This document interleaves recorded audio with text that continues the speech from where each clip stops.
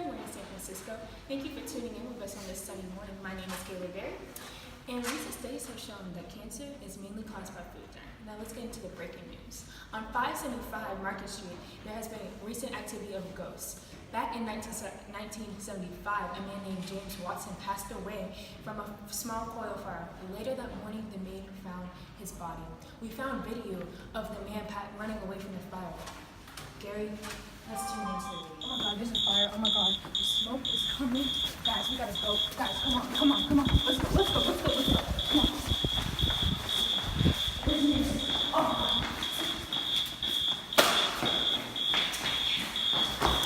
Help. Oh my god, it's locked. Oh my god, it's really locked. What am I going to do? What am I going to do?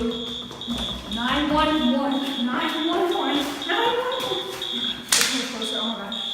I can't breathe with the smoke. Oh my god. As you can see from the video, this is a very traumatizing experience. We have also brought in 2 people to share their story of the ghost experience in the factory. We have also set up a camera in the factory to show the ghost is present in the factory. Stay tuned. Thank you. Welcome back, San Francisco. Today we have our candidate Ryan Newell today to tell us about what happened with the ghost story on March the 8th on 575 Avenue Street. Mr. Ryan, thank you. It was a pleasure having you today. Thank you for coming out here. Thank you for having me. So I have a question. So what exactly happened on March the 3rd in the factory? Well, I was working like a normal night. It's long hours. I was on my 12th, maybe going on 13th hour. You know, feeling kind of delusional and tired. So a lot of crazy things happened in the factory. You know, it's not out of hand for an alarm to sound or anything like that. So initially, as I'm working, I put down my work to the alarm, of course, and I just thought maybe it was a drill or a small fire. But sure enough, when the power went out, when the lights went out, we only had a few lights working, and I look in the corner, and believe it or not, I saw a ghost.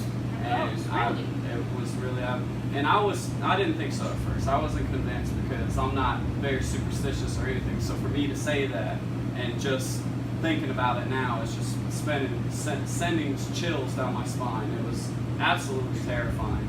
But after a moment of staring at it and it staring back at me, I felt like it was talking out to me and it was saying, fire, fire, fire! And oh my god, are you serious? As soon as that happened, I froze. I was frozen for a moment, and then I snapped back into it. I was terrified, absolutely terrified. So I ran. I took out of there, and I never looked back. I never went back into that place ever again. Scariest thing I've ever been through. So how were you feeling at this time? Like, what were your thoughts? What were your, like, how did you cope through this? I can't recall what I was thinking. I was so scared at that moment. There was my hairs were standing up. I had goosebumps and everything. It was absolutely terrifying. The only thing I could think of is I was going crazy, you know? But after a moment, I felt like it was for real. It was the real thing. Well, thank you, Mr. Ryan. We appreciate your time here. See you in San Francisco. We can conclude that this ghost in the market is true. We are live with Mr. Watson right now. Mr. Watson, how are you this morning? I'm good. So I have a few questions to ask you. Is that okay? That's fine. Okay. So at the time, how were you feeling about the ghost? I was terrified. Like, I had goosebumps. I was cold, everything. Really? So how did this happen? Like, how did this story come about? Like, what were you doing at the time? I was just finishing some work I had, and I felt something creeping over my shoulder, like it was watching me as I was doing my work. What were your thoughts at this time? I was terrified. I was freaking out, trying to figure out a way to just get out of there without, it freaking out and trying to attack me or something. So, were you calm? Yes, I tried to stay as calm as possible, just so I wouldn't alarm the ghost. Did the ghost at any time attack you? It didn't really attack me, but it did pull up my hair whilst I was getting into the elevator. Okay, thank you, Mr. Watson. Your interview has been very nice, and we are very grateful for your information. Thank you. No problem. Where was